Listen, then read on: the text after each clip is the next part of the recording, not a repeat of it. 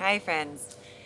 Today I find it very important that we discuss one way of being that will impact you directly in your life and will also influence and impact the collective consciousness as a whole. And that way of being is loving not just those who love you back, but also loving those who mistreat you, who do you wrong, who create fear within you, who potentially could destroy you and your life. It's like, why love those people? So, in this video, I'm going to talk about why it's important to give love out to those people. And also the effect that this way of being will have on your life directly and your personal success, and also how it creates peace on earth or heaven on earth in this lifetime.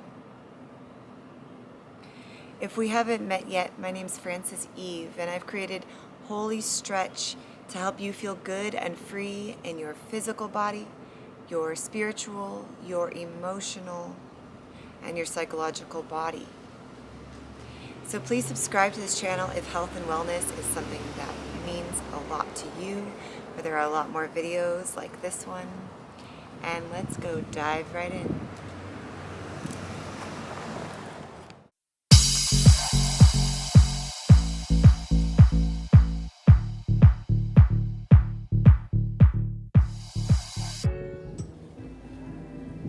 Hi, welcome back.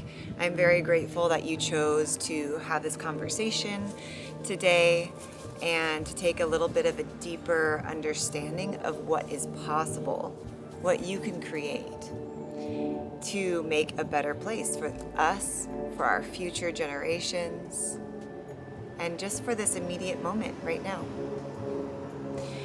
So the first part of this conversation is why it's important to love those who have hurt us, who've betrayed us. And it could be people close to us, it could be a parent, it could be a friend, a frenemy, it could be someone in the government who we don't trust, or a leader who could be potentially harmful to us. I want us to start with a clean slate of understanding. So how I describe this, you may not resonate with right away. You may not think that it's necessarily the truth, but I want us to have common ground first so that we can understand the importance of this. If you imagine that you are energy, and other people are energy, and the earth is energy, and everything around you is energy. And energy is this neutral substance. It's a vibration, it's a frequency, it's something that it's just resonating all around you, and you're a part of it. If you imagine that, then is your energy the same as someone else's energy? Is your energy the same as the earth's energy or everything around you? Well, if you start from that neutral place where everything is energy, then you could argue that we are the same as other people, and other people is the same as the earth, as the animals, as everything around us. We are all the same, right? Now, if you think about, if you go further into our life experiences, imagine your life experience. Think about your personal life experience. How did you grow up? What were your parents like? What were the people around you like? How were you treated? Were you treated with kindness? Or were you abused? Or somewhere in between? Or maybe sometimes you were super happy and playing around, or sometimes maybe you were hurt I will bring it back to something personal in my life. In my life, I would say that my parents treated me kindly for the most part. My childhood traumas are that my father wasn't very vocal with his feelings, and he wasn't very vocal in saying I love you in the way that I needed him to be, or the way that I needed him to say it. And it was hard for me to have friends growing up, and I was bullied growing up. So some of those things formed the way that I feel about other people, the way that I interact in my personal romantic relationships. And so consider how you grew up. Consider the people around you and the effect that they had on you. Now consider your environment as well. Where did you grow up? Did you grow up in a busy city? Did you grow up in lots of nature? So for me, I grew up in a busy city when I was really little, but then we moved to Oregon, which was just like really beautiful and lots of nature. So I got to connect with nature. So then when I moved back to California, I had shifted, I had changed because I had a more grounded way of being because I was out in nature. So consider the effect that nature has on you and your way of being. Now, why am I getting into all this? What's the point? The point is that we start off as neutral energy. And when we go into these lives, when we come out of our mother's womb, we come out neutral, and then we are inundated with thoughts, feelings, beliefs, ideas that make up who we are. So when I wasn't receiving that vocal confirmation from my father, that was the masculine side that didn't feel safe. That was the feminine side that needed to be honored, that needed to be held. And in my romantic relationships, when I wasn't getting that, it would send me into a fear paradigm. Okay? So that being said, that's a relationship aspect that made me who I had become growing up. Nature-wise, I grew up in a peaceful sort of neighborhood. I grew up by parks. I grew up by rivers. So I was walking about my life in peace in this way. In my friendships, because I wasn't getting the love that I couldn't understand why I wasn't receiving the love from friends that I needed. That I took that into my female relationships and had mistrust, had doubts. So consider the environment, the people around you, that when you come from this neutral space, your energy changes and shifts because your energy moves with your thoughts. And your thoughts get created by your environment and the people around you. Now, why does this have anything to do, or what does this have anything to do with loving your enemies? We come from our own space, right? Our own interpretation of what life is, of how life is, of how people are. Now imagine that your interpretation is different than anyone else's interpretation in the whole world. So even though we are the same in our energy, we bleed the same color blood, we have the same kind of skeletons and body structures, and we feel the same emotions, we all come from a completely different background. So we are also all different. We are also all unique. And that's no reason to build up walls or barriers or have fear or hatred against those who have lived in a different way, who have created different thoughts, who have created a different way of being. Is this starting to make sense? So you have one person let's just say they lived in a fairy tale kind of life. You have another person who lived in a life where they were constantly abused, constantly made to feel less than, constantly hurt by their parents and the people around them. Maybe they lived in a hostile society and they grew up surviving, whereas this other person grew up thriving, peaceful, no worries. So you take these two different kinds of people, put them in the same room, have them answer questions, they would probably answer the questions very differently. Now, I'm saying this, and why I gave you a few examples of my own personal life is that we all have different understandings of how the world works. So we're always going to have a different opinion than someone else. We might have similar ideas. We might have similar thoughts about how something works or how the world should be. But based on our life experience, they will always be just slightly different. We'll always have slightly different ideas, and that's what makes us unique. That's part of our purpose here on earth, is to share our ideas. This is one of the reasons I thought it was so important for me to make this video. Because maybe it gives you a different understanding about why it's important to have compassion. Compassion doesn't come from agreement, okay? I don't have to agree with you to understand where you're coming from. In fact, I don't even have to understand where you're coming from to have compassion for you. Compassion comes from understanding that you're different. You come from a different background, and understanding that you're the same. You have the same feelings. You have the same emotions as I do. Even though you grew up in a different way, maybe you grew up in a busy city.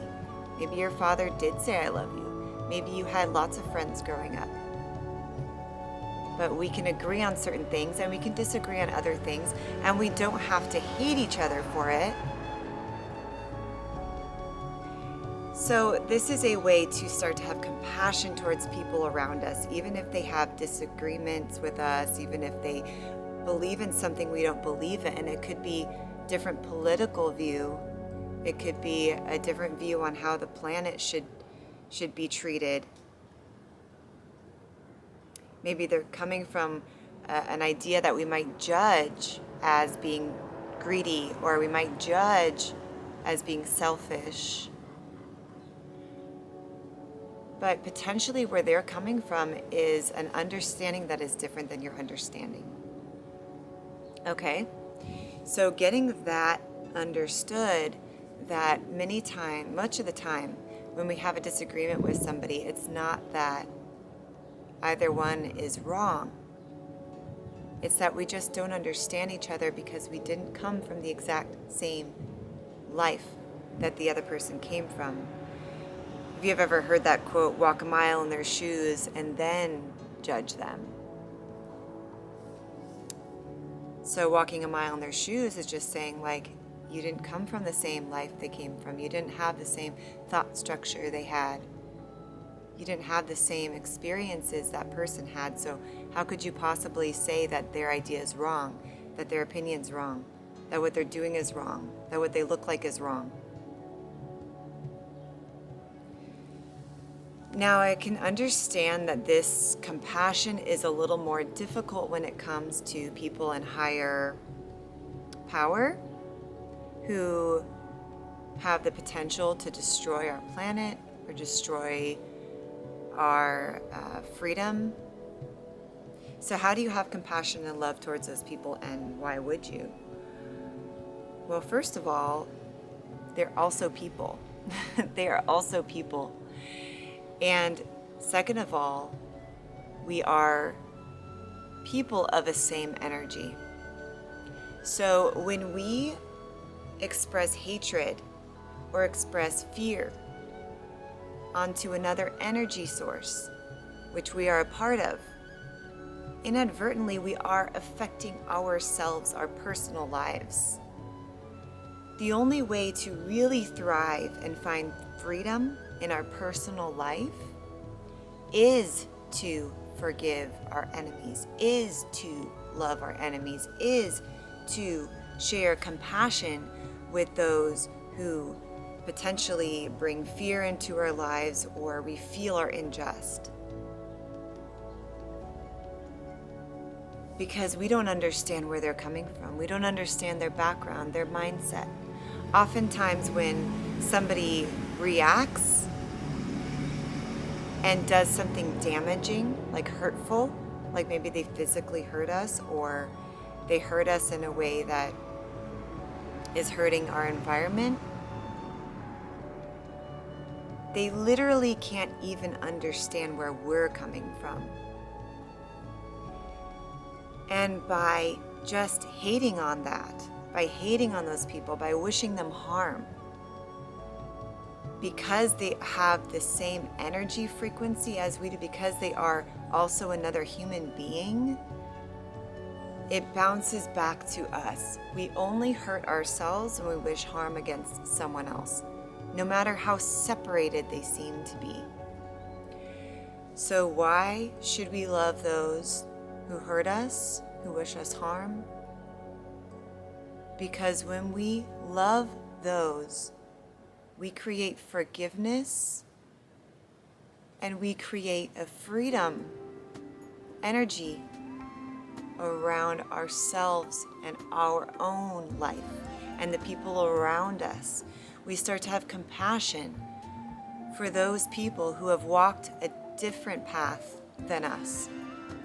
And we could walk hand in hand regardless of their beliefs and our beliefs and whether or not they mesh or they clash. And so by doing this, how does it affect our life? When we put out energy of love and compassion out into the world, it comes right back to us. Meaning that whatever we put out comes right back to us. Whatever energy we are creating gets created in our lives, gets built into the world around us. So no matter how yucky someone comes off to us, or how ugly a situation may seem because of what someone did or someone said, or how someone was being, they may not be right, they may not be healthy, but it's up to us to shift the energy. The only way that we can shift that energy is to be love no matter what. To be love in any given situation is the most courageous thing that we can do as human beings.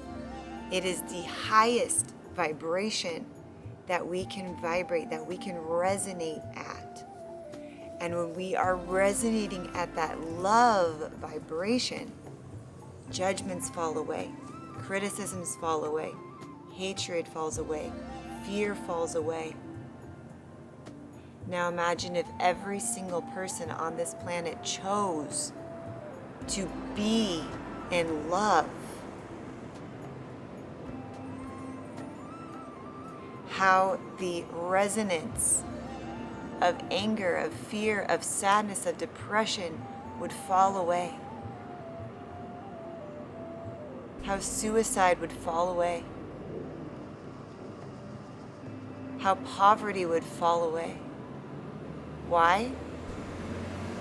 Because that resonance of love would bring forth abundance, would bring forth community, helping one another, saving one another, nourishing one another, holding one another.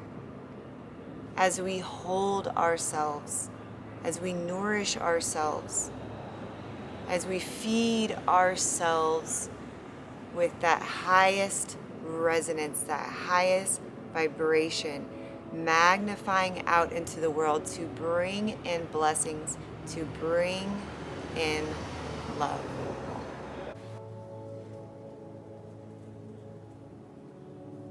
Imagine that we, on an individual level, vibrating at that love and gratitude frequency, accepting ourselves and accepting everyone around us. Imagine what that vibration in the hearts of every single individual on this planet would do. How that would create peace on earth, heaven on earth. Speaking from a personal stance, when I chose to appreciate and love those people around me from my past, regardless of what they did or what they said or how they were being, knowing that they came from a place and I came from a place of thoughts that were maybe not healthy, or a mindset that was maybe misconstrued, or coming from a place of fear, coming from a place of sadness or unworthiness, and realizing that because we've never walked in the shoes of another, we can't judge. And we have a neutral space now. We have a neutral ground where we as responsible adults can choose to stand in love or fear. It's up to us. What kind of life do you want to create for yourself? Would you like to be successful? If so, does that come from the resonance of fear or love? You choose. Thank you so much for joining me in this conversation. I acknowledge you for diving deep and for making it to the end of the video. If you haven't subscribed already, please subscribe and share this with people around you who could use a little love booster. And also, I'd love to make more videos like this, so please leave a comment below if there's anything that you'd like to have a conversation about. All right, I'm sending you so much love and gratitude. Have a beautiful day. Bye.